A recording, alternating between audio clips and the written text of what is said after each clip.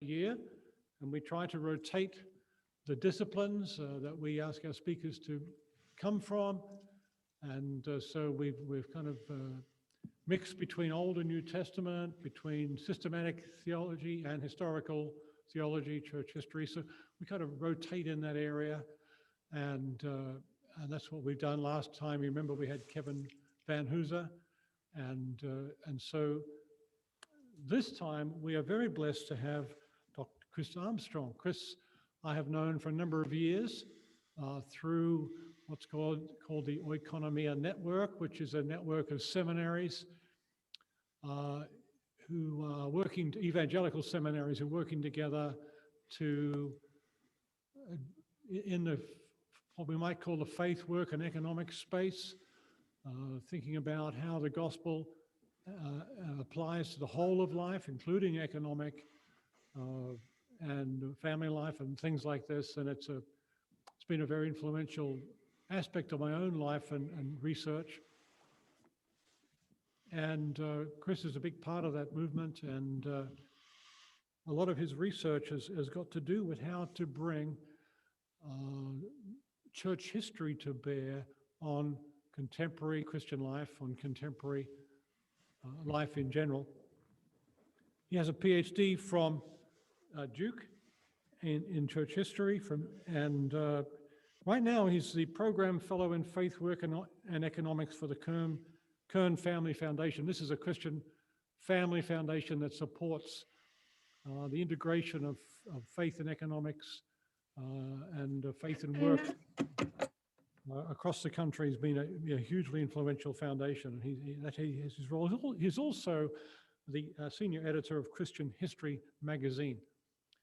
In the past, he's worked at Wheaton College and at Bethel College, and he has this really keen insight into vocation and what's the world of work look like in the light of the gospel, in the light of scripture, in the light of history.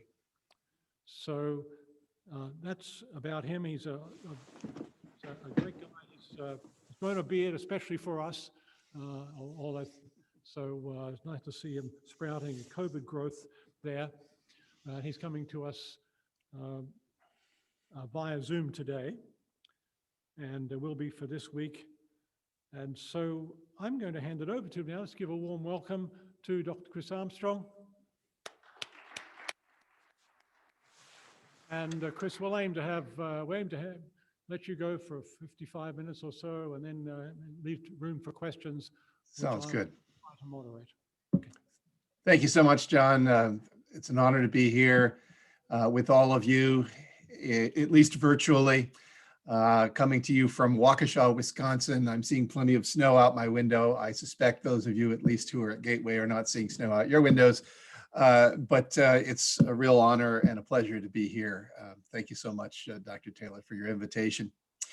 Well, I'll jump right in. In the next 4 days, today and the next 3 days, I guess, my goal is really to help us reconnect with a group of Christian understandings that can underwrite our understanding and practice of vocation, Christian vocation, in marketplaces and other civic spaces.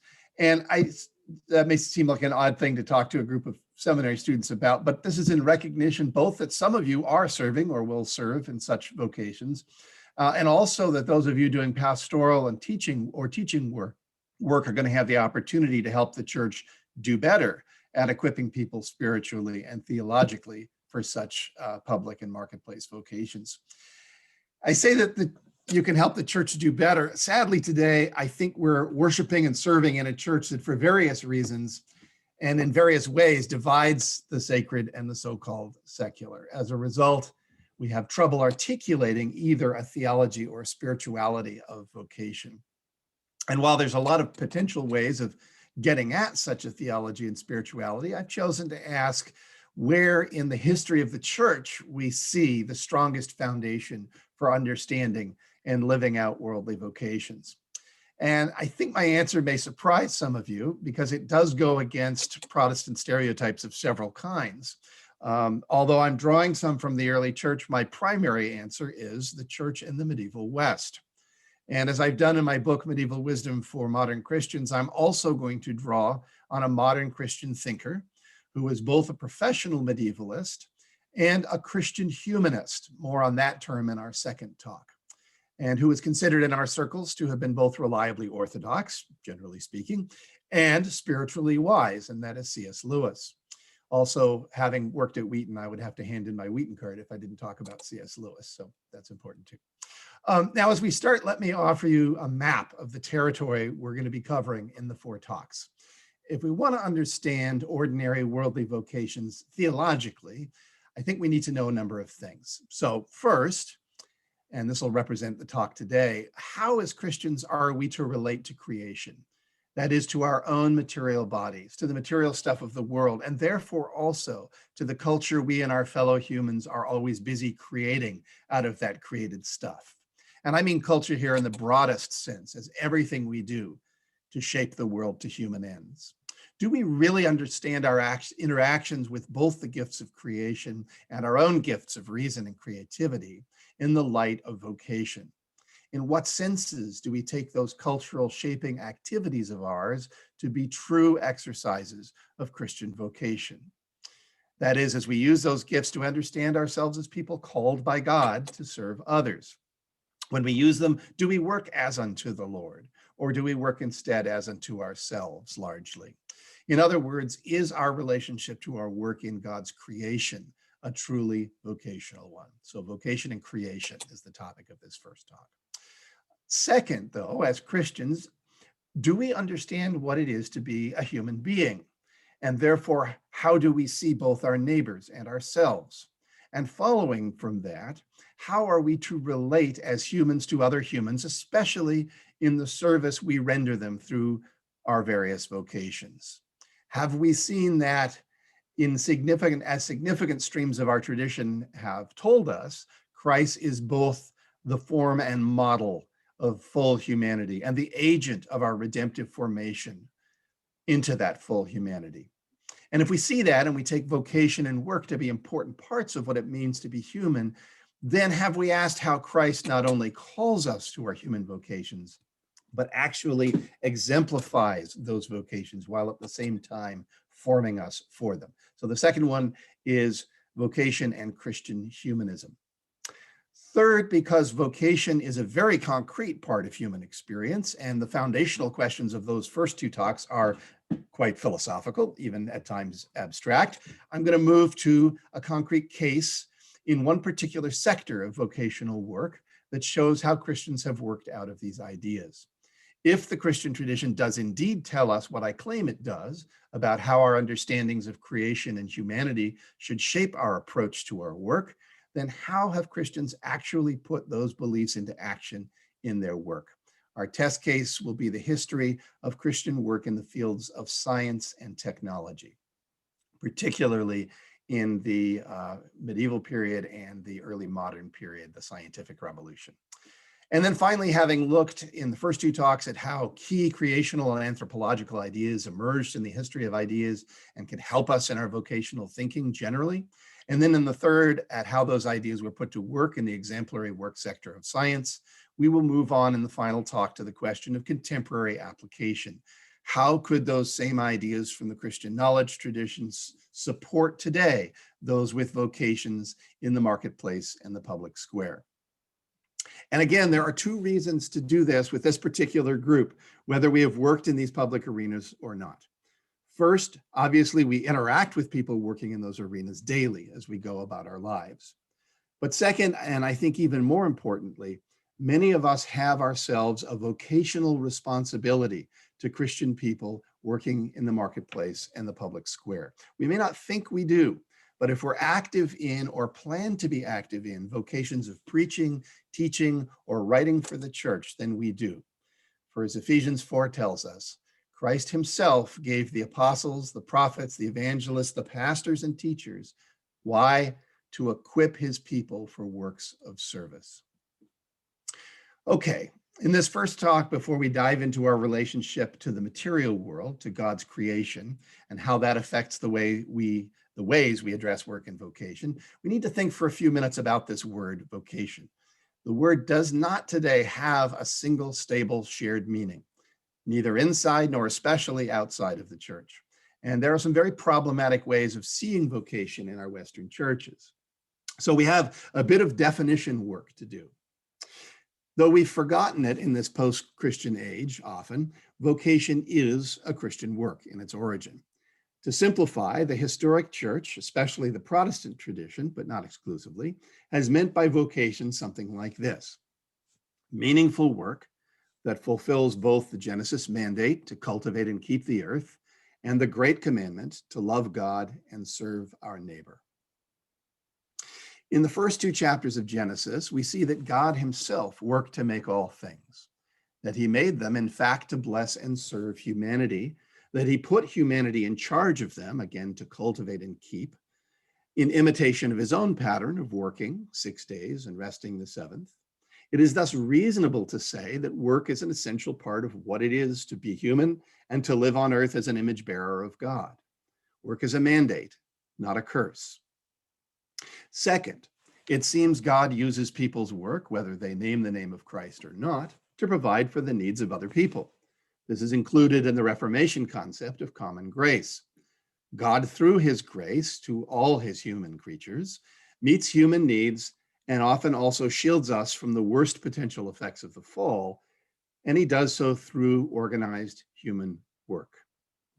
Further, in Scripture, we see that we work in three relationships: to God as stewards, not selfish mavericks, to others as servants, not oppressors, and to the earth as cultivators, not exploiters.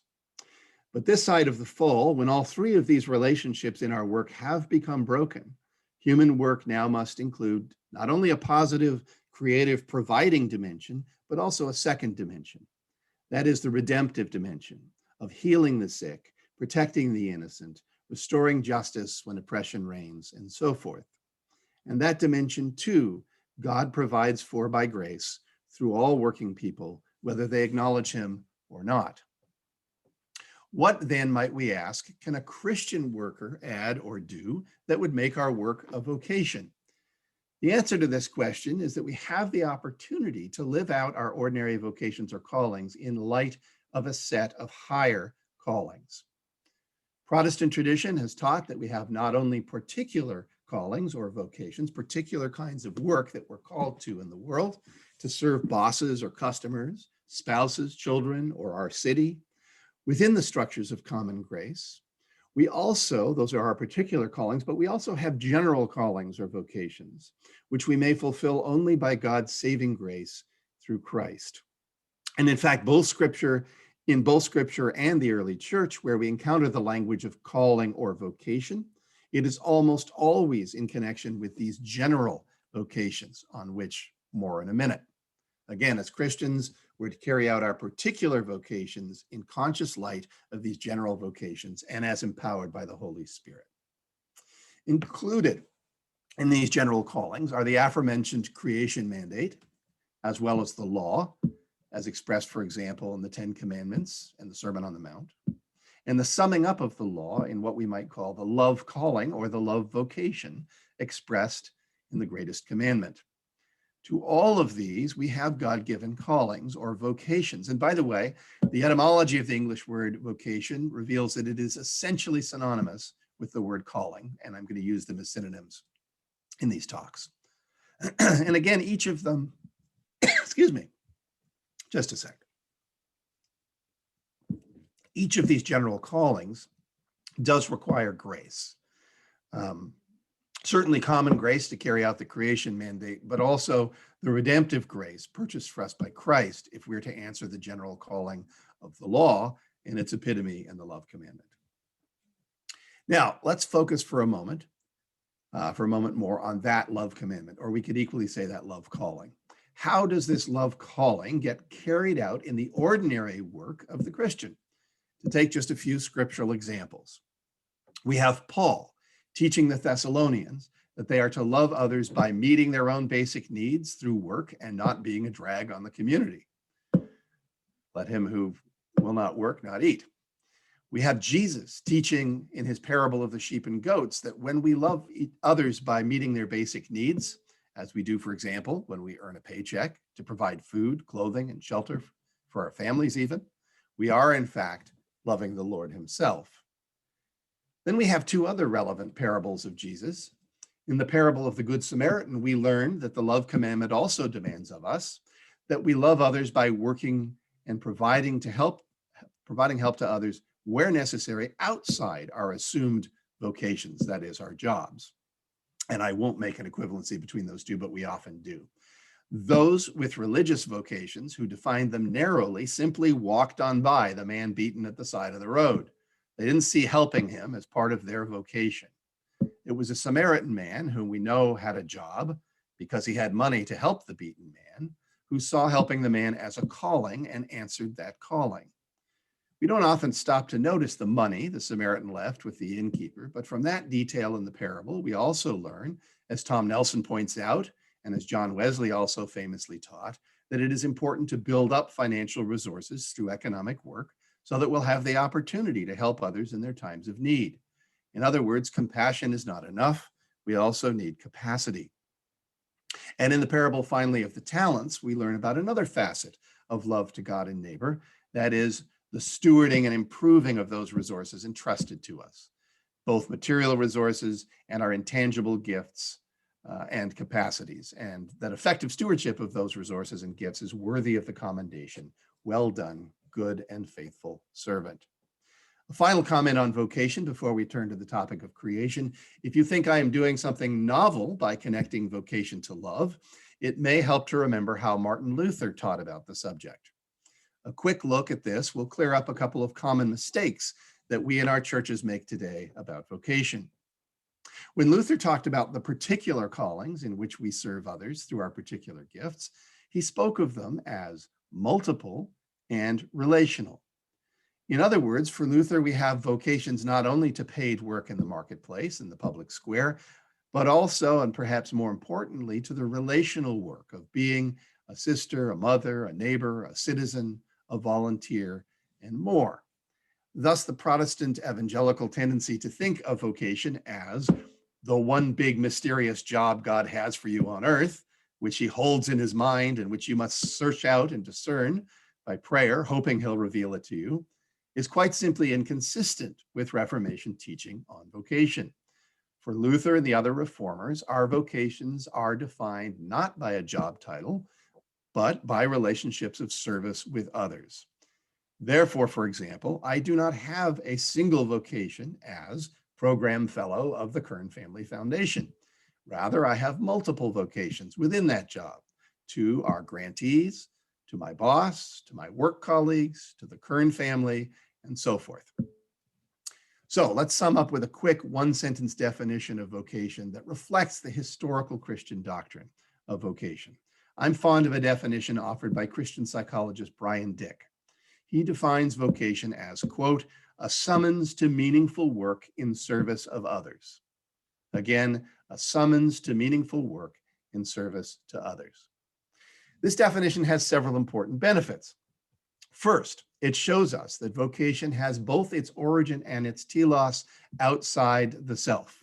And so it challenges the narcissism of modern expressive individualism. Vocation is not all about our passions and our satisfaction, the Disney narrative of following your heart and finding your perfect fit and enjoying fulfillment in that. Our good God does sometimes provide us with work that we in fact desire and do find satisfying, but more fundamentally, vocation is about God's summons and the flourishing of the others whom we serve in those vocations. Second, notice that definition doesn't mention personal strengths. It leaves room for callings to things we're good at and things we're bad at. In the few biblical stories where someone received a direct call from God to some work, what was the first thing they typically said in response? God, you got the wrong person. I don't have the gifts for that work. I can never do it. But God doesn't make mistakes. So if we find ourselves with a disabled child or a parent with Alzheimer's, or a work colleague or a boss who's a difficult actor, or in any number of other difficult and challenging relationships that we would not have chosen for ourselves, these are just as truly vocations as the particular jobs we've chosen to do for a paycheck. All right, I think that's enough to be going on with. So now, since the topic for the day is vocation and creation, I'd like to turn first to some particular problems with the church's relationship to the Christian understanding of vocation today that are related to the ways we understand the material and social world around us, the created world, and then to how we can gain a fuller and more faithful understanding of vocations in this material and social world from the historic church's engagement with the doctrine of creation. Years ago, when I taught it in a seminary, it was actually Bethel Seminary, in the first history class of each new year, I would ask my students to talk about their vocational motivations. And many of them told a similar story. I quit my job to go into the ministry. What often drove them to this decision was a sense of frustration and meaninglessness in their daily work. They did not see their work in the world as pleasing to God or useful in the kingdom. Their assumption was that ordained ministry is where people are really working for God.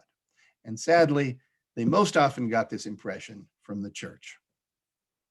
The church today struggles at times to see the supposedly secular jobs as sacred vocations in some of the ways I've just outlined. I can relate. For years after graduating from university, I worked in corporate communications. But in my church, I never heard anything suggesting that God's mission could be lived out in what we would have called secular work, although I would challenge that tag. The only faint praise we heard about such work was that it's good to have a job and earn money because then you could give that money to the church for the real work of God.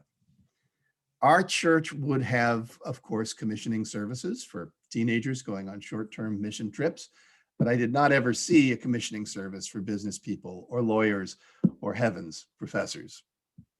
Nor does the wider world offer any better help in the matter of vocation. The problem, as I now understand it, starts in our universities, where the traditional Christian understanding of vocation, God's calling in whatever sphere you're in, has been exchanged for what essentially amounts to skills training for specific jobs, technical training, without any sense of their larger significance. Princeton ethicist Max Stackhouse suggests that the way most of us are trained for work leaves a gaping spiritual void. We're living in what workplace theologian Gordon Preece calls a post-vocational world. Of course, there are plenty of reasons for this secularization of vocation in the churches in the world, but today I'd like to zero in on one that, while it may not immediately come to mind, I believe has a strong negative impact on the ways we think of our ordinary daily work. That is, the nature of our relationships as Christians with the material world around us. Excuse me. Bluntly put, the faith of many modern Western Christians has become spiritualized and privatized.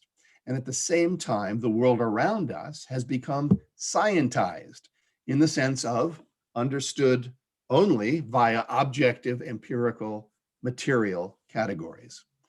And since our work takes place in this material, despiritualized world, we've fallen into the habit of treating most kinds of ordinary work, which typically serve very earthy, material, and social human needs, as if by their very worldliness, they intrinsically have very little to do with our faith.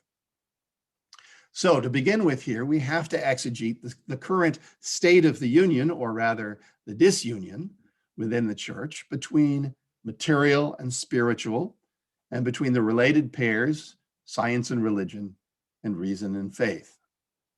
We live, it is often said, in a disenchanted world in which the material aspects of our human life on earth are treated as if they have no spiritual significance. Having looked at that current reality of a despiritualized world, I'm going to pursue one way to recover that significance. That is calling back to our minds a time in the church's history when the sense of the spiritual dimensions of the material world was still very much alive, and then asking what theological understandings were in place that supported that sense. There are two characteristically modern ways of looking at the material world, and by extension, our bodily and sensory lives. One might call these, as a sort of shorthand, the Gnostic and materialist approaches. And even though they are in some senses opposite, ironically, they both end up separating the world from God. And we modern Western Christians have fallen, I'm afraid, hard for both of them. First, there is the so-called Gnostic Error. Now, since the early Christian heretics called Gnostics actually saw the material world as not just irrelevant, spiritually irrelevant, but actually evil, and I don't personally know any Western Christian who would seriously agree with this position. I think we're much too comfortable in our corner of the material world. Let's leave that label aside for a moment and for now just call this attitude super spirituality. The super spiritual error is to see spiritual things as higher and better, obviously spiritual things, as higher and better and more important than material things. And therefore to find all our life's value in what we see as the spiritual realm, with no value attributed to our supposedly non-spiritual, ordinary life in the world. I've met many good and faithful Christians for whom this is the default. It's the unexamined mode of their interactions with the material world around them and with their ordinary workday lives and contexts, workaday lives. And in fact, I've often been one of those people. It's very hard not to be in this world. Good Christians that we are, we understand Sunday worship to be a holy time where we connect with God and his truth, his beauty, his goodness. But Monday through Saturday, when we have to live in the ordinary material world as parents and workers and neighbors, which of course is the arena of our vocations, at least according to the Reformation thinkers, we can find very little meaning or value in that ordinary world. There's no connection between the spiritual things we value on Sunday and the ordinary material dimensions of our daily lives. This kind of super spiritual value system is what I mean by the one-word tag, Gnostic. Now, the other characteristically modern way of looking at our material lives, we might simply call materialism, and it is seemingly opposite to the super spiritual approach, but in fact ends up in much the same place. What is materialism? Simply the typical modern Western mode of effectively living for material pleasures and material accumulation. And it's infected the church too in many ways. I know no Christian that I know would seriously affirm that he who dies with the most toys wins, but we are quite capable of working extremely long hours to ensure that our families have all the comforts of middle-class life and all the latest devices, quite capable of slipping into the subtle idolatry of our suburban lifestyles, our regular vacations, good schools, and future good salaries for our kids. In as much as we do, we may be succumbing to this second attitude of materialism. And here's the thing. Oddly enough, that materialism devalues the material world just as much as the Gnostic approach. Because as Augustine taught, when we treat material goods as ends in themselves, we decouple and disconnect them from their true value and meaning in God. They become dumb idols, without value, without meaning, capable only of dragging us down into the muck of godlessness. Well, I've said I'm going to address our topic today by delving into medieval faith. So let's ask this. How did medievals, unlike modern Western Christians, keep the spiritual and the material together? I'll get to the fabric of medieval history and theology in a moment, but first let's answer that question through a modern medievalist who in his imaginative writings and even his own personal life very much affirmed and practiced that medieval spiritual material unity, and that is again C.S. Lewis. I think we have to start with a very quick sketch of Lewis's early life and some relevant points about his spiritual and intellectual formation. He was born in 1898 in Belfast, the son of a lawyer and a cultured, linguistically gifted mother who died when he was 9. Lewis read voraciously and omnivorously from his early years. By the age of 8, he was writing stories about dressed up animals with his brother Warren. In his teen years, learning classics under the Irish schoolmaster William T. Kirkpatrick, he learned to appreciate the quest for truth, not as an idle intellectual exercise, but rather as, in the ancient and medieval tradition, a search for what is real and true in the world so that we can live better. As he says in his testimonial memoir, Surprised by Joy, for Lewis, this search was marked, the search for truth, for how to live life well, was marked early and repeatedly by experiences of deep longing and yearning for something beyond the bounds of this world. This longing he called simply joy. The paradox was that though these experiences pointed to something transcendent and immaterial, they always came through the most vivid material sensory images: distant green hills, a toy garden in a biscuit tin lid, powerful images of northernness from Norse myths. These pointers to the metaphysical were thus simultaneously profoundly physical. For me, he later wrote, reason is the natural organ of truth, but imagination is the organ of meaning. And when such experiences finally led him to God, he called himself an empirical theist and says that he arrived at God by induction from the created world. So what did the imagination of this man, who became both a Christian and a professional medievalist, find in our medieval Christian heritage that helps us, or can help us, with our question about finding meaning in our work? For Lewis was more than a medieval scholar. He was a medievalist in his imagination, in his intuitions about life, and even in his practices in some significant ways. The medieval era he loved was an era in which the very character of the Western world, every institution, custom, or practice that touched human material and social bodies, reinforced the link between the materials and social world on the one hand and the divine on the other.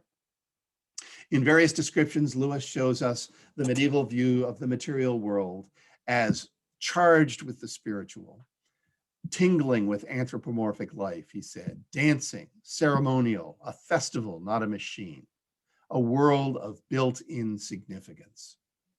A medieval night watcher would look up and see, quote, a world lighted, warmed, and resonant with music, the music of the spheres. Lewis also painted this world of vibrancy and wonder in his own fiction writing. We'll take just one striking example from his novel Out of the Silent Planet, part of the science fiction trilogy that was perhaps ironically chock full of the medieval way of seeing creation. Early in that book, the protagonist, Ransom, peers out of the windows of a spaceship to see not the black void of space, but a pulsing, glowing matrix of glory. This resonates with a description Lewis once gave of the medieval's visions of the cosmos, which borrows phrasing from 14th century Italian poet Dante. Each celestial sphere, that is, each planet and heavenly body, is a conscious and intellectual being moved by intellectual love of God. As alien as such a view of the cosmos may seem to us, it may simply seem like superstition. It runs on a coherent theologic.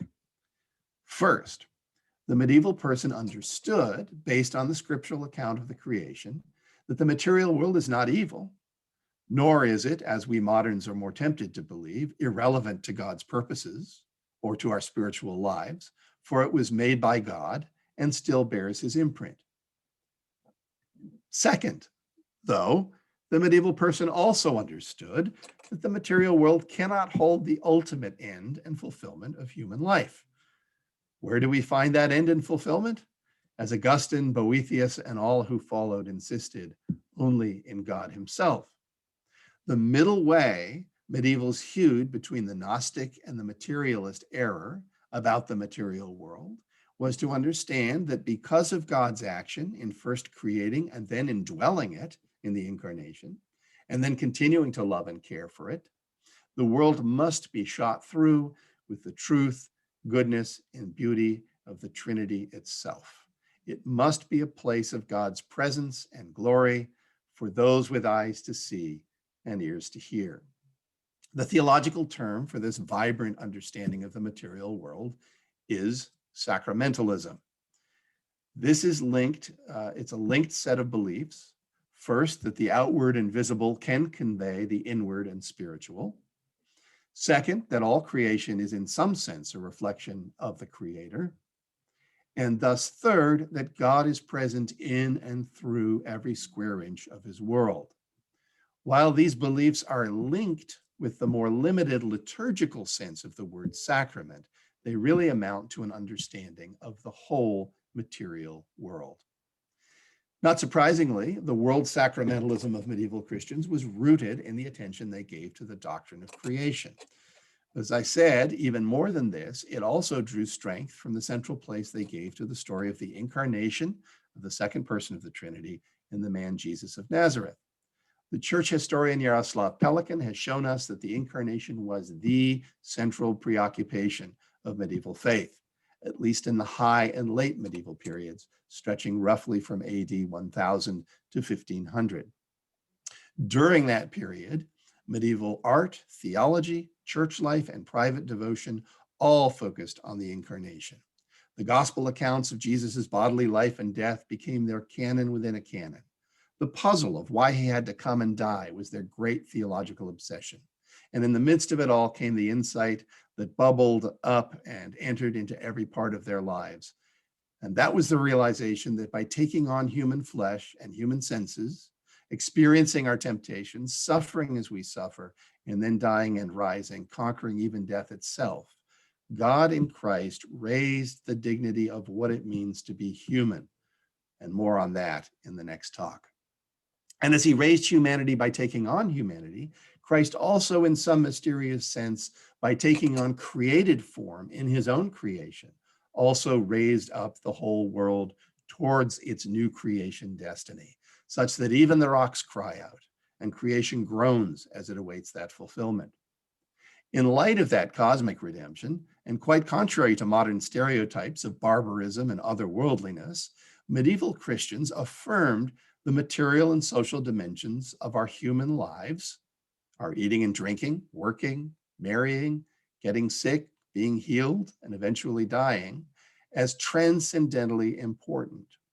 Each of these elements of our lives, they understood, is intimately related to our identities as embodied material image bearers of God, who are both ourselves redeemed and part of a whole material world that is being restored. The church therefore could and did speak to every nook and cranny and every moment of human life, certainly including the experiences of work and vocation. In an age so shot through with incarnational and sacramental awareness, faith and work, faith in everyday life could never be separate. God was met at every turn. Before we turn to the question of what it might mean for us to live and work again today with that sense of sacramental seamlessness, let's look at a few more snapshots of how that worldview developed historically in the Middle Ages. For this sacramentalism, even though it had its seeds in the earliest teachings of the church, did not emerge right away in the form that I'm describing. For example, Augustine didn't quite have it back in the late 300s and early 400s. He still had the ancient suspicion of the material world that some today still like to blame on Platonism, but which I, like G.K. Chesterton, think came as much from Christian revulsion at the perverted, morally degraded materialism of Greco-Roman culture.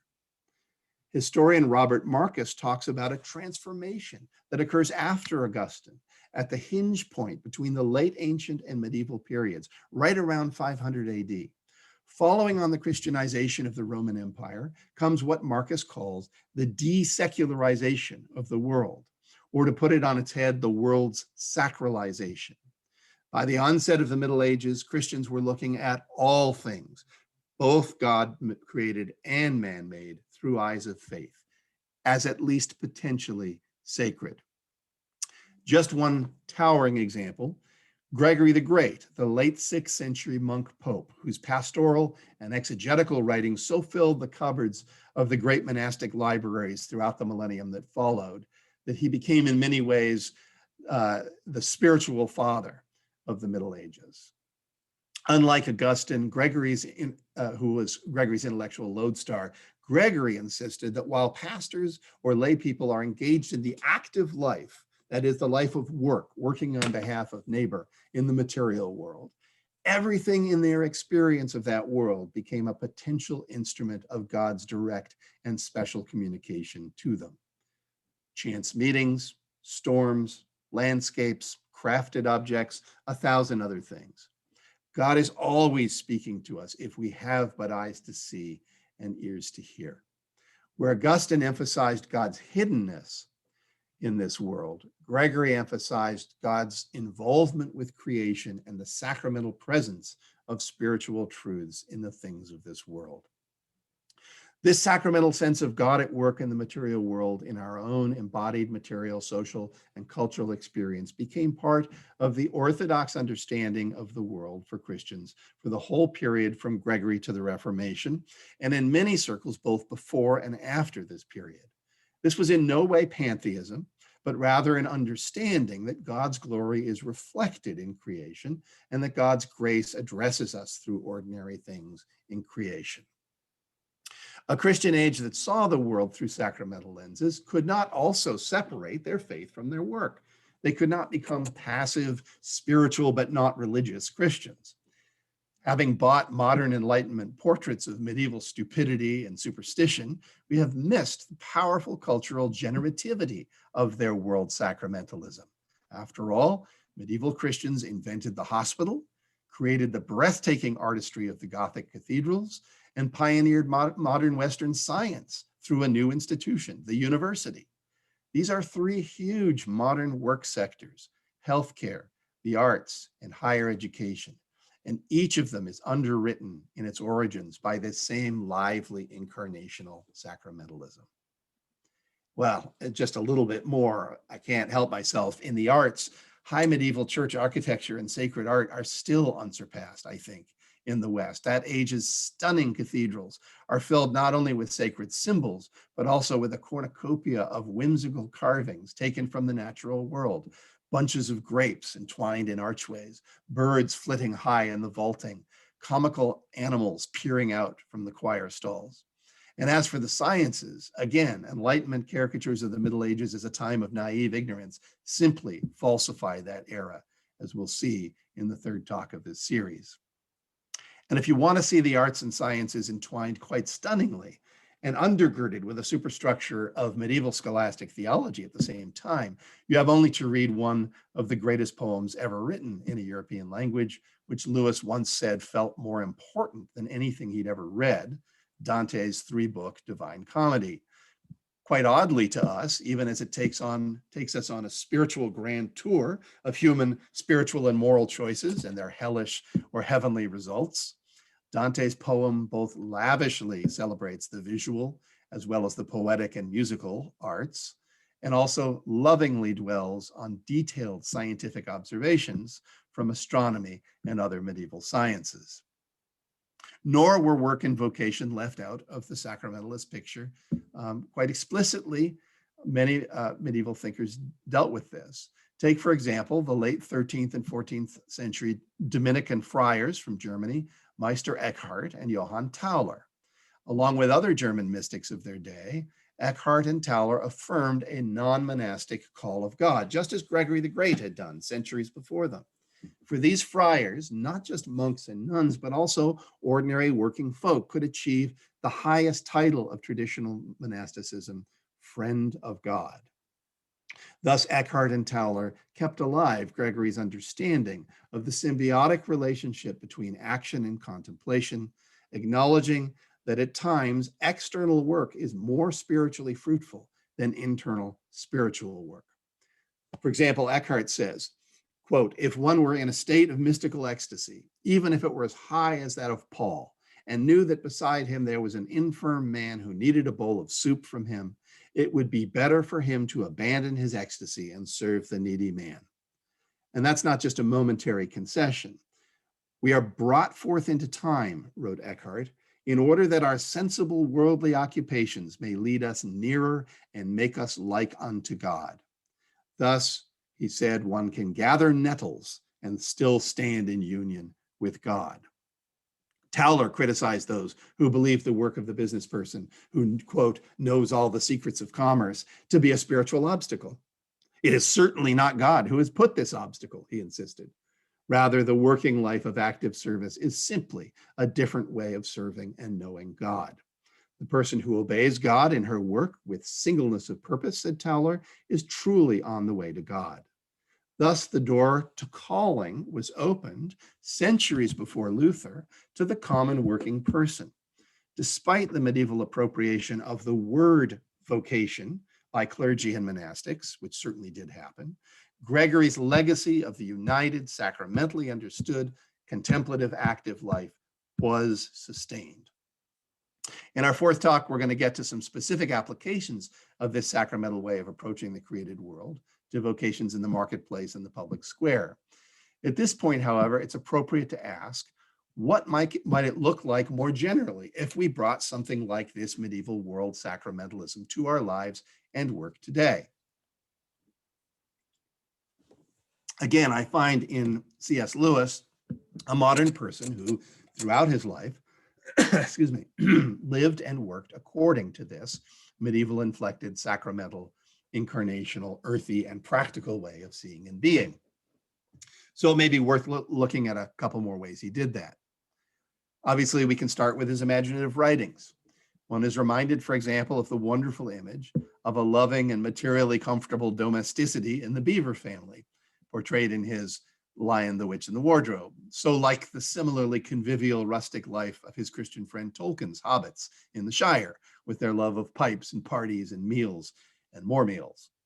Or his strange novel, Lewis's novel, That Hideous Strength, the third of the space trilogy, which is from one end to the other, a defense of the real holiness of ordinary virtues of embodied life, work, married sexuality, household life, and all, against the Gnostic technocrats who would strip away all material mediations of sacred meaning in our ordinary lives. In his letters, too, you can often find Lewis celebrating the sacred in the materiality of our ordinary life and work, even as he recommended to his correspondents that they read medieval writers for the good of their souls. He liked to sign his letters with that very embodied moniker that St. Francis of Assisi had used for himself, Brother Ass. And in one of those letters to a sick friend, Lewis said of his own aging and increasingly malfunctioning body, "I have a kindly feeling for the old rattletrap. Through it, God showed me that whole side of his beauty, which is embodied in color, sound, smell, and size." Lewis really did live as one who met God both in the natural and in the cultural world. Throughout his life, he loved concrete and common things, trees, mountains, weather. Remember how he caught that early glimpse of the divine in a biscuit tin garden so that he could call himself an empirical theist. Every created thing, he once wrote, is in its degree an image of God, and the ordinate and faithful appreciation of that thing a clue which truly followed will lead back to him. He followed this sacramental logic too in understanding work as a kind of sacramental space where one can, if one will, meet God. In a wartime talk to a group of Oxford students about the vocation of being a student, he pushed back against the modern tendency among Christians to dismiss ordinary work as somehow non-spiritual. It is clear that Christianity does not exclude any of the ordinary human activities, he said. St. Paul tells people to get on with their jobs. Christianity does not simply replace our natural life and substitute a new one. It is rather a new organization which exploits to its own supernatural ends these natural materials. All our merely natural activities, says Lewis, will be accepted if they are offered to God, even the humblest, and all of them, even the noblest, will be sinful if they are not. That is, not offered to God. Importantly, Lewis channeled to his modern readers a medieval sacramental awareness not only of our material embodiment, but also our social and relational embodiment as beings made for relationship with one another. In his great sermon, The Weight of Glory, he famously wrote, "There are no ordinary people. You have never talked to a mere mortal. It is immortals whom we joke with, work with, marry, snub, and exploit. Next to the Blessed Sacrament itself, your neighbor is the holiest object presented to your senses. If he is your Christian neighbor, he is holy in almost the same way, for in him also Christ is truly hidden." This could easily be a passage from that great founding document of medieval spirituality, Benedict's Rule, or from the pen of Luther's favorite medieval monk, Bernard of Clairvaux. Now, I'd like to close with a few final thoughts about what it would mean for us to live and work in light of a sacramental view of the created world. First, when we live in the world sacramentally, the building of our faith is not left only to the ephemeral words of a Sunday morning sermon or a private prayer. It is not left only to the reading of Scripture. The early and medieval church called the material world God's second book. They believe that our faith can be built up by encounter with God at every turn. We can meet God every day in the midst of the natural and also the human, social, and cultural world. That is, again, you can meet him in woods and flowers and animals and sunny days and storms and in the homely joys of the dinner tables shared with friends and family and in the good work we do in our workplaces that helps other people flourish and in all the ingenious arts and sciences by which we humans reshape and bring new value out of the raw materials of the world that God has given us. All of these can become for us places where we meet God in his glory and grace. Second, however, at the same time, early and medieval Christians knew that these material and cultural realities were not infallible channels of grace, as they believed that the God-instituted sacraments such as baptism and communion are. Again, we are not to value the world too highly, as the materialists do. They are not our final sources of meaning. We finally still need the church and its worship, and I would argue in its sacraments too, as the place where God has promised to meet us and communicate his grace. The things of the church are, as John Wesley insisted, the principal means of grace instituted by God. But also we are not to value the world too little, as the so-called Gnostics or super spiritualizers do when they dismiss all that is not churchy as being spiritually irrelevant. God does not constrain his presence to the four walls of the church or our private rooms of prayer. We're to live in our bodies in the material world, gratefully and with wonder and openness to God working in the midst of it all. These are the attitudes of sacramentalism, and when we read medieval sources with eyes open to this sacramental way of living, we may find real help, just as Lewis did. It may provide for us a way to push back against the modern desacramentalizing of this world in our many vocations and in our lives as a whole. And this is one last important thing we may learn from Lewis about the sacramental worldview, although we know it well also from our own experience. That is how hard it can be to recover something like this worldview and live by it. Lewis knew that everything in the modern world conspires to hide the sacramental truth from us, to convince us that the divine is not really present in the material world. We are like the Pevensey children in his story of the silver chair, when the witch tried to convince them that their idea of Aslan was a mere extrapolation of their image of a house cat, or that the sun above didn't exist, and their idea of it was only their own image of a light bulb writ large.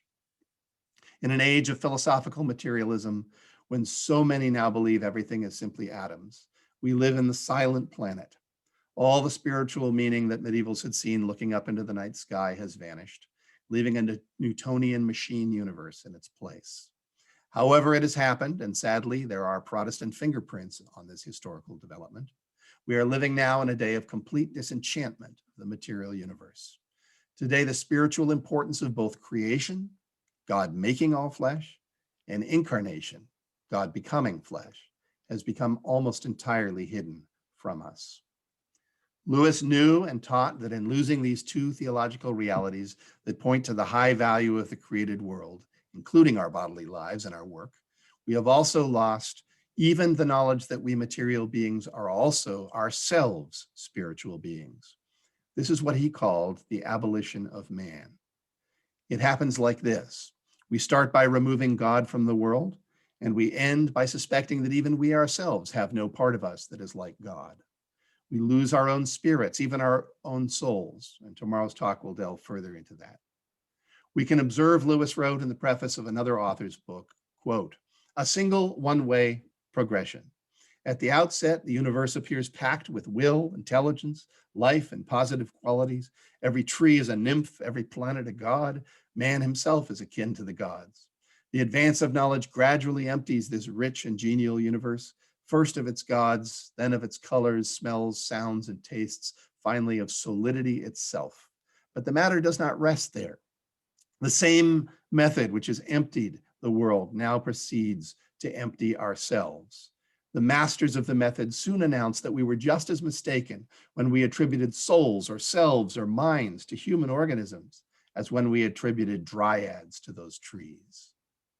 This process of reduction of the world and reduction of ourselves, says Lewis, quote, has led us from the living universe where man meets the gods to the final void where almost nobody discovers his mistakes about almost nothing.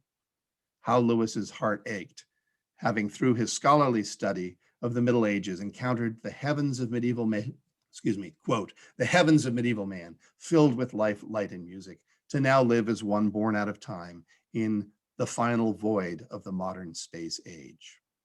In other words, these are hard times in which to see God in the material and social realities of our life and work.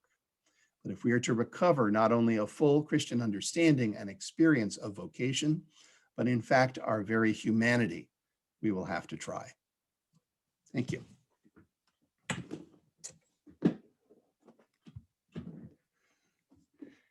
I gather we get to hang out now and talk, which is always my favorite part of these things.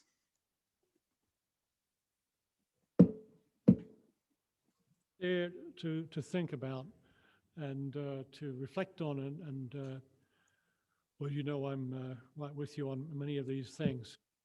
But I'm going to open up to questions now, and we've got people both in the room here in the Gateway Chapel and online. So what I'm kind of proposing to do, if you're going to be asking a question from in the room, I'd like you to come up to the microphone here, the one just below the platform, and you can just wait in a sort of distance line there and get your turn. And I'll alternate between someone in the room and someone online. If you're online and you want to have a question, or a comment, then please wait till I've acknowledged you before you start speaking and before you turn on your mic. So that just have some sort of order like that. Is that going to work for everybody? So we'll alternate within the room and outside the room and on Zoom, and hopefully that will work out. And we're going to start in here. So Robert, please into that microphone. Come around and speak into it. Yep. This way? That way. Yep. No, yep. Face that way. You're on camera. Okay. Excellent. Loved it. Wonderful. Yeah. Enchanted world. My question is practical. You mentioned about how to follow. Right. How do we find our callings? I guess plural would be more appropriate, as you said. But you happen to mention that, and I heard somebody else say this before, that our giftings and our desires are not necessarily part of our callings, or that we're often called to do something we're not good at, or something like that. And I agree with that, no doubt. And there's certain times that things just need to be done, and there's a great blessing and joy in that. But my question is more, what part does our gifts and desires play? Because speaking of sacramentalism, it seemed to me that if God created us with certain gifts, that by using them, we're reaching our telos in part. It's a sacramental sort of journey. Yes. And the same with our desires, as Eric Little's famous sort of in Chariots of Desire. I feel God's pleasure. Yeah. Right. Yeah. Well, I think that's very well said. And I think you're getting at some of the nuance of these things. Vocation is, discerning vocation is messy. And it is another word that I used in my book, which many evangelicals are not comfortable with, is mediation. What are truly divine callings are mediated to us in messy ways. One of those ways is a discernment of our own giftings.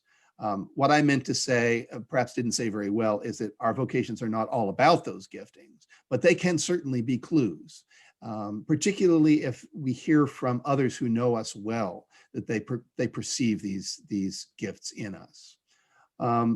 Even our deepest desires, which I believe, as you said, are God created in us, can be mediators to us of an understanding of what our vocation should be. Another way that is common, and again, messy and mediated, none of these are infallible, of course, which is what many Christians want. We want that, the skywriting. But another way is needs of the world that just come crashing to us, just sort of invade our space. We can't ignore them. There's some need that we see before us, some human need, and it pulls at our heart. That itself may also be one of those mediated ways to discern vocation. What's unlikely, although it does sometimes happen, is the more direct, audible or inaudible or whatever calling of God. He seems content in most cases to work in these mediated ways. Now, for some people, there's a really powerful experience. I may have had one myself. It's pretty personal. I won't go into detail about it, but I had a sense at one point that, yeah, I was kind of hearing the voice of God on things vocationally. But more often, I think they're mediated in these ways. And mediation and sacramentalism are kind of two sides of the same coin. So great question. Thank you. Thank you. Thank you very much. Let's take someone online. If you could, if you're online and you want to ask a question, perhaps you could use the hand raising button at the bottom there, and it should come up on your video, and I can call on you then. Or you can type something in to the chat box as well, and we'll go with that. So either way, it's over to you guys now who are on Zoom. Let's see if there's anything there. Stephen has his hand up.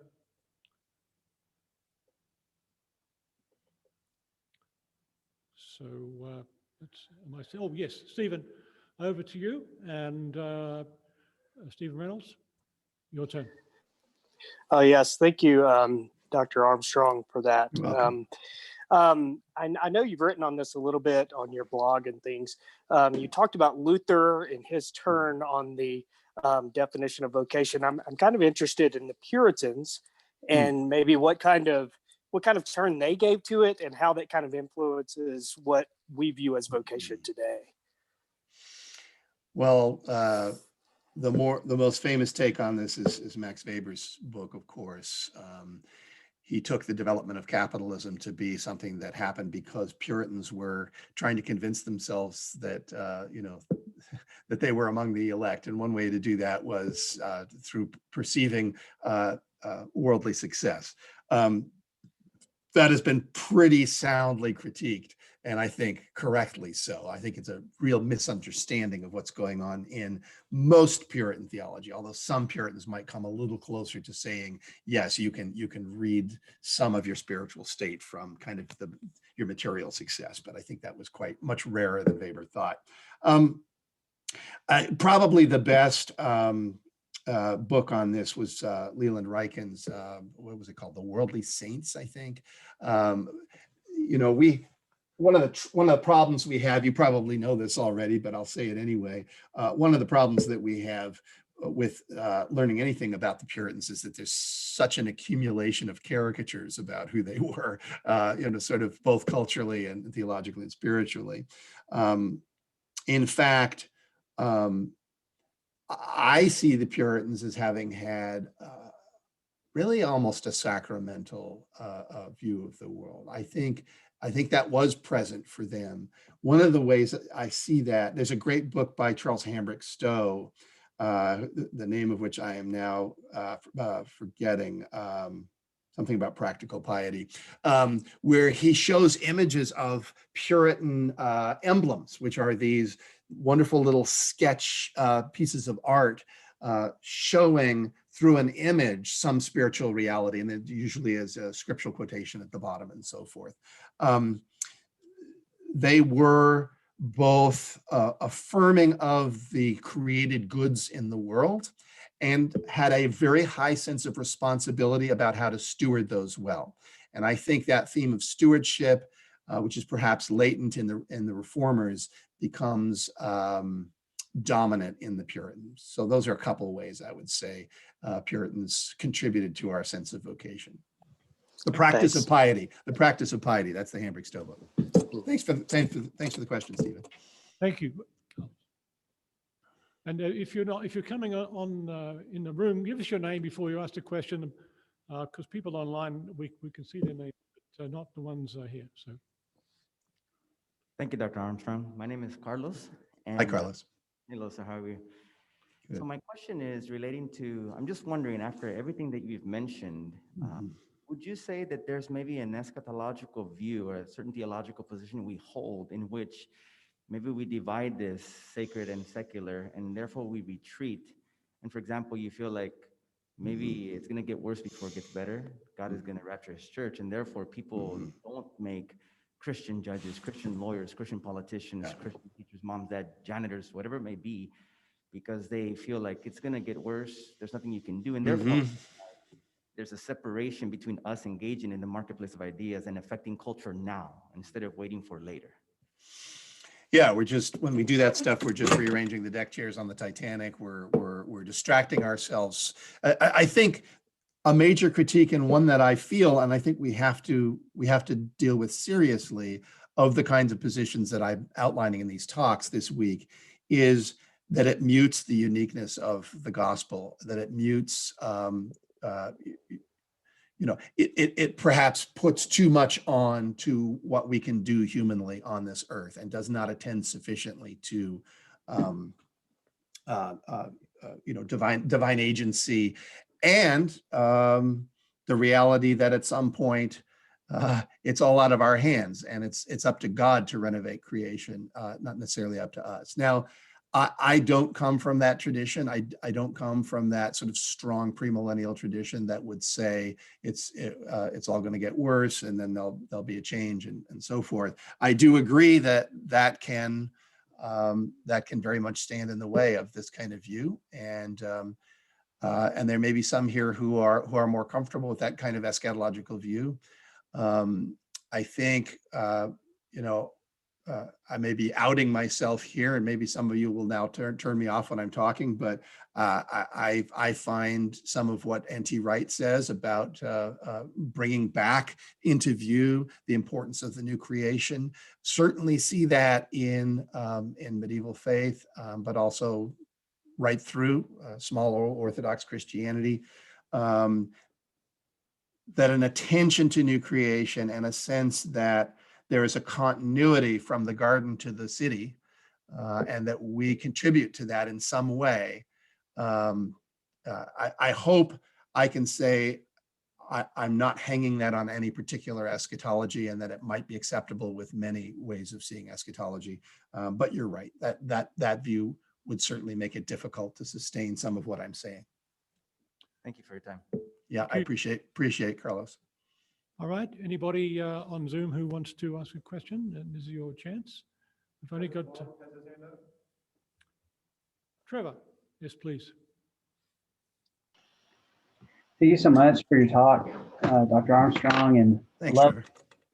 love C.S. Lewis and the Enchanted Worldview, and so good. And I had a question. You mentioned N.T. Wright. So when I sort of came to faith and was reading C.S. Lewis and kind of forming my worldview, and then started reading N.T. Wright, I almost felt like something got lost, which was, he's fighting the same enemies with Gnostics and Epicureans, but he sort of trades that medieval worldview for a Jewish one, trades the incarnation for resurrection. So I'm just wondering, how do you make sense of that, I guess? And do you evaluate those two different ways of doing that? Because I don't want to dispense with C.S. Lewis and the medieval tradition and stuff, but he's fighting the same battle on very different grounds. I'm not probably enough of a Wright scholar to comment on what Wright does, but I will say that it is easy to overstate the Jewishness of early Christianity. I'm going to get to this more in the next talk, and so we may have a second go round of this question. But there is a tremendous, what I would call a tremendously fruitful, not Christianization of not Hellenization of Christianity, but Christianization of Hellenism, in which some values and perspectives from Greek thought and Greco-Roman culture are adapted and revived, as well as revised by Christians. And so, as we'll talk about tomorrow, elements of what become sort of European ways of seeing education, including higher education, reasons why the Christian West is where modern science gets its birth. You do have to take into account the openness of what tomorrow I'm going to call Christian humanism to a sort of pan-cultural conversation and to accepting truths that come from other places. And I think it's, again, to say, oh, well, true Christianity, and I don't hear you saying necessarily that Wright says this, but true Christianity is, that's the Jewish stuff, and all that Greek stuff was bad, and we should get rid of that. I lean more towards Robert Louis Wilkin on that one. So, Thanks for that. yeah, thanks, Trevor. I'm so sorry, guys. We have run out of time. Keep your question. Maybe you can ask it tomorrow. And but I do need to give people a proper lunch break, especially since some of you might have to go off campus to get something to eat and be back for seminars at 2 o'clock. So, but remember that tomorrow afternoon, apart from so we're going to see you at worship tomorrow morning at 7:50. Please be on time for that, so we don't have to wait around. And then tomorrow afternoon at 2:30, our ABD students, as dissertation students, are going to have a meeting with Dr. Armstrong, and so don't forget that. So God bless everybody. Enjoy lunch. Thank you, Dr. Armstrong. Appreciate You're welcome. that talk very much. It's a pleasure. Look forward to seeing you again tomorrow. See you.